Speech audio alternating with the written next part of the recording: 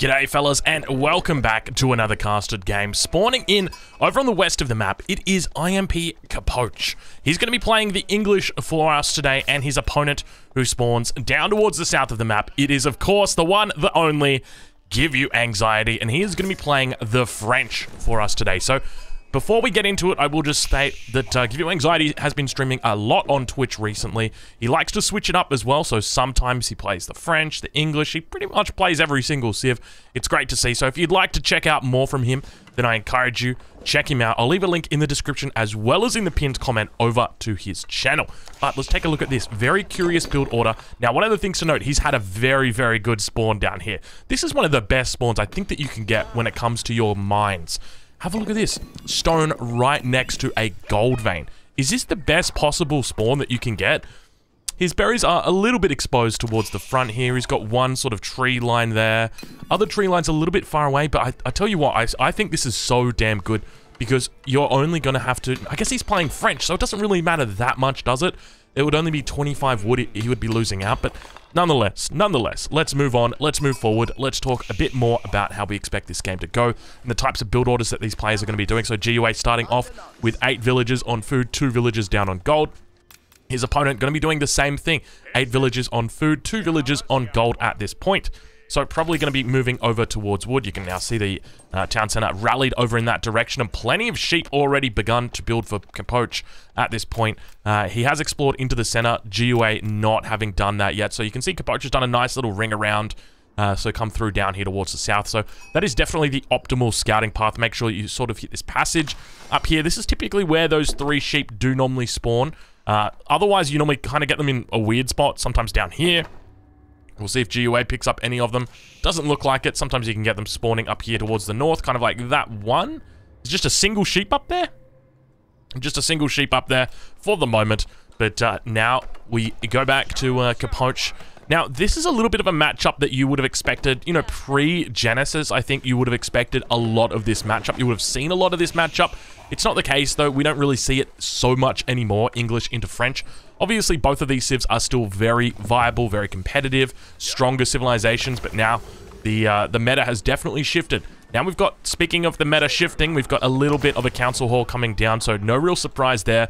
Over towards his opponent's base, we do have the School of Cavalry going up for Give You Anxiety at this stage. He's got a single sheep that is sitting back here. How did he actually get control of this sheep? It's just chilling out here, did it? I'd have to double check the replay and see exactly what happened there, but I didn't think a sheep could actually fall in love with a house or a mining camp. I knew it could happen with a mill, but and a town center as well, but yeah, not that. So do we have any players going for double town center? I can only assume GUA is going to be going for that double TC. We do see he has 2 villagers on stone, and there's nothing else you can really do with the stone in the second age. Obviously, you do have access to those stone walls in the second age, but it's very rare that you actually make those. We have seen players slowly make them, or start to begin to make them, but for the moment, it just looks like we've got Capoche who's just going to be sticking on the good old faithful, the good old standard, not gathering up any gold, so not looking for any upgrades, and I'm suspecting we're probably going to see a barracks drop down very shortly, and he's probably going to be looking to apply some pressure. He knows that GUA here has got a back gold mine, but he's got a very nice opening for it here. So he'll probably be marching in maybe some longbows, maybe some spears, and even maybe look to get a tower in here. I'd love to see him get a tower in here, or even get a tower right on top after forcing these villagers back. So we'll have to see how he plays it, what his decisions are. Indeed, going to be dropping down that barracks now. Hasn't scouted out the School of Cavalry, but you can only assume at this point that it's going to be a School of Cavalry. It is unlikely to be anything else. You know, that the Chamber of Secrets, aka the Chamber of Commerce, is one that is common on water maps, but on these land maps, it is very rare to see. And now going to be spotting that one out himself. Both players going to be reaching up to the next age at pretty much the exact same time, within about 4 seconds of each other. GUA going up. He is going to be training a Royal Knight any second now, but his opponent also going to be training out those longbowmen. We see spears coming out as well, and I would expect that we begin to see these units move across the map very, very shortly. You see the wolf now being led across by that scout. GUA is going to be doing all that scouting. He knows what his enemy is up to, so he can really begin preparing. Now, GUA actually dropped off the stone. He initially was heavy on stone. He has fallen back from it.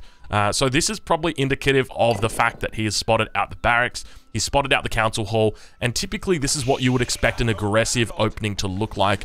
At some point you would expect to see a blacksmith getting thrown down, and then a transition over to gold, just for that siege engineering. It's very important. And I'm a big fan in this matchup of actually going +1 ranged attack. I think it's very good, just for picking off those extra knights that are trying to get away. But now the movement down towards the south, and I suspect we're going to see movement over towards this tree line and look to isolate this gold mine. But we'll have to wait. We'll have to see how it goes, because Capoche is now moving back towards his base. He's picked up 3 more sheep. So he's having an absolute field day with regard to his sheep. He's still got 5 under the town center. So he is not going to be subject to any raids. Now, keep in mind, GUA is going to be able to potentially hit him with some raids, but GUA actually going to be doing a little bit of hunt gathering at this point. So we actually have professional scouts coming out for GUA. Now, this is a very safe build order, and I think this is actually quite strong against the English, because English are a civilization which typically they're going to punish you early game, or at least try and punish you early game. This villager right here, it's in an unfortunate spot. This is highly likely that it gets picked off. We now see Capoche going to be moving in. He does spot that villager, moving towards the gold mine as well. He's got a number of different directions that he can go here, but he's going to look to take out a villager here on the front line of this gold mine. Looks like he's going to be able to get off at least one. Those spears need to get back on top of those longbows, but that villager did manage to survive, and GUA actually pulling it back towards the town center. So pretty fortunate for him there that Capoche didn't spot that one coming out and did sort of misplay a little bit with his spears. But now Capoche going to be looking pretty strong as he spots out the scouts across the map. Are going to be picking up those all-important deer carcasses, and that's going to indicate to him, okay, look, GUA is not going to TCs at this point. You did see him on stone a little bit earlier. He has not collected it, so he's taken back that decision. But what he is doing is he is gathering up with professional scouts. So what is the correct response to this for Capoche? Does he still look to continue putting the pressure? Because in this situation, I would still expect that Capoche would have a slight advantage. He's managed to isolate the gold vein, okay? GUA did not put any outpost down here, which you would sort of expect for him to do to be able to hold this. And it's going to mean that GUA's in a bit of a difficult spot, but now going to be switching into archery ranges, going double archery range with a blacksmith. So looking for some +1 upgrades here. He's going to be feeling pretty good about himself, I will say. Now got a movement of spears and archers towards the north, and at the same time down across the enemy's base. GUA under fire from multiple directions here. The second villager going to be going down for him. Third villager slowly getting targeted out. Archer going to be going down, and GUA getting split up right here. So this is the difficult thing to play against English. When they do this split, it's very difficult to deal with. You need some sort of walls out here. You know, even just a wall across like that is just going to give you so much coverage. It's going to prevent any enemy, movements towards this. It's going to make them take a little bit longer to get around. GUA now going to be throwing down some houses as well, and he is under fire at this stage. GUA now picking up that +1 attack. We see Bloomery coming in for him, and a significant mass of units beginning to build up for Capoche as he manages to almost take out another villager here. So he's looking pretty happy at this point and going to continue pushing forward. No +1 coming through just yet for him. Blacksmith is going to be going down. No villagers on gold just yet for Capoche, but he will transition very, very shortly over to that gold and probably look for a siege engineering timing attack. And GUA really under a lot of pressure right now, down towards the back of his base. And note that these spears are just keeping him very, very safe. But one of the things to note is there's no gold being gathered, so he doesn't need to keep making spears. He's got, as long as he's got enough spears to deal with the existent cavalry from his opponent, then he's going to be absolutely fine. GUA now struggling again a little bit here, not losing a villager, so pretty decent job there. 7 villagers inside that town center, and now it looks like Capoche going to be sieging down this mining camp on the back of his base. But now we see GUA actually reallocating, reassigning. I don't know exactly what I'm trying to say. I'm trying to say that he's moved from this gold, or this wood line, over to this wood line over here. So we'll take a look at what his line of sight looks like. It's pretty decent, but one thing to note, obviously, there's a lot of villagers here. Longbows are going to spot this one out as well, and they're going to be having an absolute field day here. They're going to be able to push past through the shots going off, but they managed to get inside the outpost before dying, and that outpost is probably on the wrong side, I would say, at this point. But, I mean, GUA doing his best to try and hold on.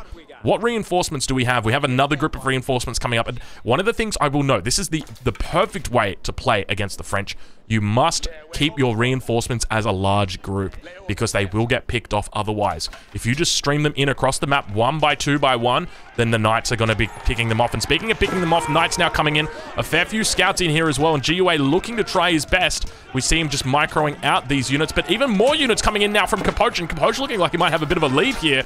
And this is absolute destruction right now.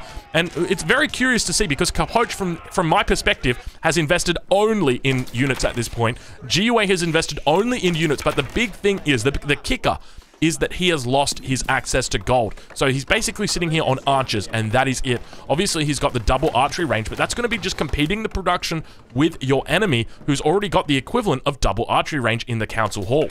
So it really begs the question, what can GUA do in this position? He's trying to get up another outpost at this point, and under attack, under siege at this point. Now, we do have that battering ram. Do we have that battering ram? Let's take a look.